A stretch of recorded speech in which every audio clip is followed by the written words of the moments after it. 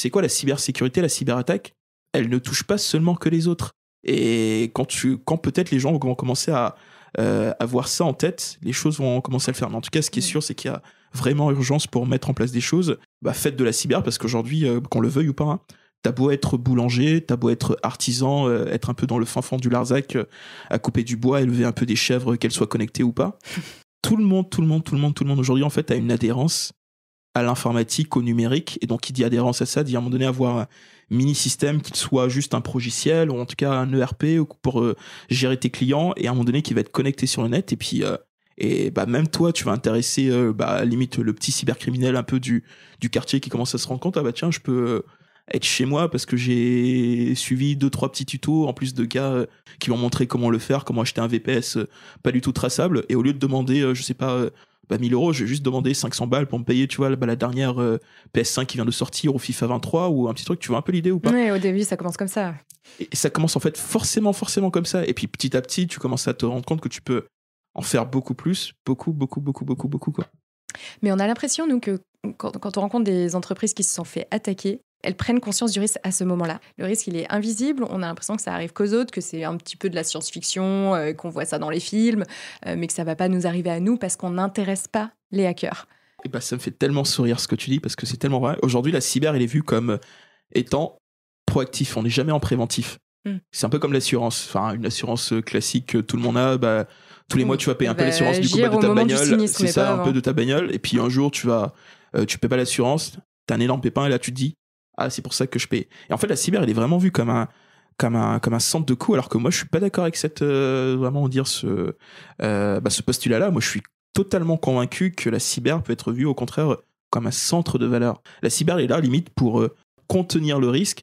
Et là où tu devais, par exemple, peut-être dépenser 50 balles, tu pourrais juste dépenser 10 balles en tenant totalement. Et donc, au contraire, venir même pour toi, c'est plus rentable pour l'entreprise de mettre en place des mesures de cybersécurité dès le début plutôt que de payer une rançon 15 ans plus tard. 15 fois plus. Et là aussi, ça nous ramène une fois encore et encore, toujours aujourd'hui, à ce paradigme-là.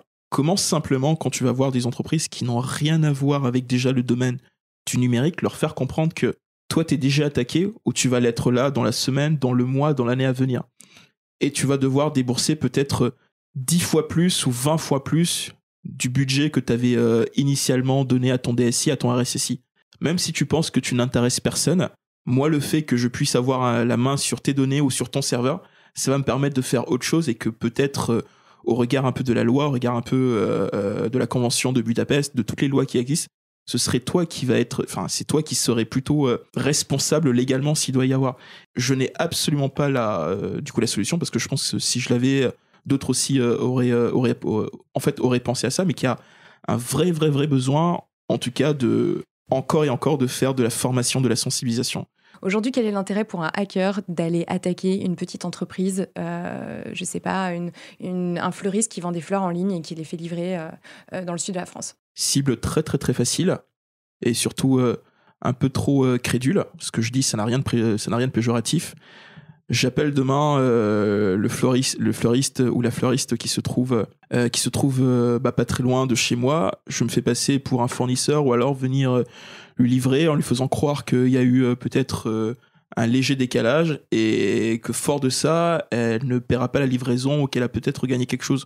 En tout cas, je la mets en condition émotionnelle. J'aime bien en fait la partie émotionnelle, pour qu'elle puisse cliquer là-dessus, donc me donner un peu les liens en tant que soit d'accès. Oui, les hackers n'exploitent pas que des failles techniques, mais aussi beaucoup des failles humaines. Et c'est pour ça que je disais que les biais cognitifs, c'est un peu venir hacker le cerveau des gens. C'était assez intéressant, parce qu'aujourd'hui, lorsque tu regardes aussi toute la littérature, toutes les cyberattaques, seulement 20% d'entre elles sont seulement l'œuvre directement de failles techniques. Voilà, on a un peu fait tout à l'heure, j'en donnais un peu l'exemple de Uber, mais il y a aussi un peu énormément d'autres exemples où à chaque fois c'est soit le phishing, soit du spear phishing. Donc la différence du phishing. Phishing, donc le hameçonnage, un faux mail qui est envoyé. Exactement, donc le phishing qu'on va vraiment envoyer à 100 personnes, 200 personnes, donc en tout cas un large nombre de personnes.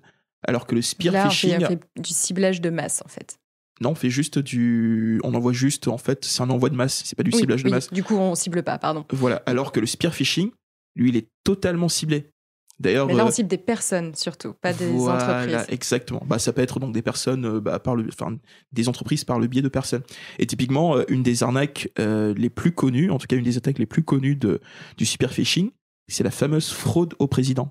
Tu sais, voilà, c'est là en fait on va venir envoyer un mail. Le président de la boîte, auprès des employés. Pas de l'employé, en tout cas de 2-3 qui sont soit le directeur financier, soit le DAF, ou alors de la secrétaire qui, elle, peut émettre un ordre de virement parce qu'on aura quand même pris le temps. Et donc c'est là aussi où l'OSINT rentre un tout petit peu en jeu. On aura quand même pris un peu le temps de savoir qu'actuellement le PDG il est soit à l'autre bout du monde, ou soit alors dans un séminaire qu'il n'a pas forcément accès à ce moment-là. L'attaquant s'est infiltré depuis un moment et il surveille un peu l'emploi du temps du PDG pour envoyer les mails au bon moment. C'est comme ça que ça se passe? En fait, c'est plus ou moins l'idée. Donc tu vas quand même avoir énormément de contexte pour que lorsque tu vas envoyer le mail, donc soit à la secrétaire ou soit au DAF, tu puisses lui se dire en fait d'accord, tout ce que j'ai dans le mail ça correspond, donc je peux faire mais vraiment le virement, mais sans aucune once de soupçon. Et ça passe. Et là tu peux faire un virement de 10 000, 20 000 euros voire sur plus. Le compte d'un hacker sans le savoir. Exactement. Et donc ça c'est un peu, on va dire, la première partie, un peu cible facile, crédule. Autre en fait vraiment deuxième point qui est plutôt évident, c'est que tu sais que le ou la fleuriste va faire vraiment un tout petit chiffre d'affaires, et que si tu lui dis demain tu vas pas du tout ouvrir pendant 2 jours, 3 jours, 5 jours, 1 semaine, 2 semaines, je suis pas très sûr qu'elle tienne. Et donc je suis même quasiment sûr qu'elle va se dire ok, comment on trouve un peu un petit moyen à l'amiable, limite même je te fais un virement là-dessus ou 2 000 euros, mais moi je veux continuer à faire ça quoi. Donc la majorité des attaques peuvent aussi être évitées avec des gestes plutôt simples à mettre en place. La cybersécurité, c'est pas si compliqué que ça parfois.